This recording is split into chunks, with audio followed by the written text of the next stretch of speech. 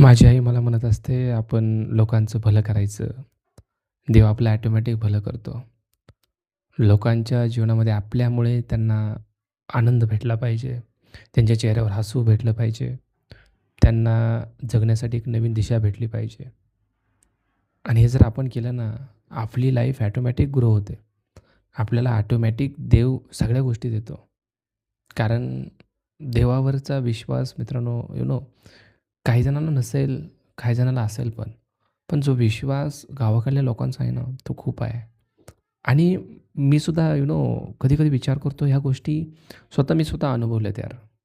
ज्यावेळेस तुम्ही लोकांचा विचार करता, की भाई आपण जर दुसऱ्यासाठी काही गोष्टी केल्या ना, यार खरंच आपल्या लाईफमध्ये देवसुद्धा सिमिलर रिटर्न बॅक तुम्हाला खूप मोठा देतो. तुमचं कर्म चांगलं असलं पाहिजे. तुमच्यामुळे एखाद्याच्या चेहऱ्यावर हसू आलं पाहिजे.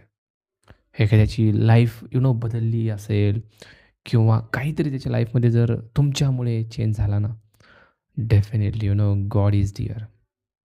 त्यामुळे आतापर्यंत सांगायची गरज नाही आहे. खूप साऱ्या गोष्टी मराठी पोरांसाठी लाखोमधले जे कोर्सेस होते मित्रांनो, ते आपण YouTubeवरती अक्षरशः फ्रीमध्ये दिलं आहे. आणि त्याचा रिटर्न बॅक खूप मोठा मला भेटला आहे.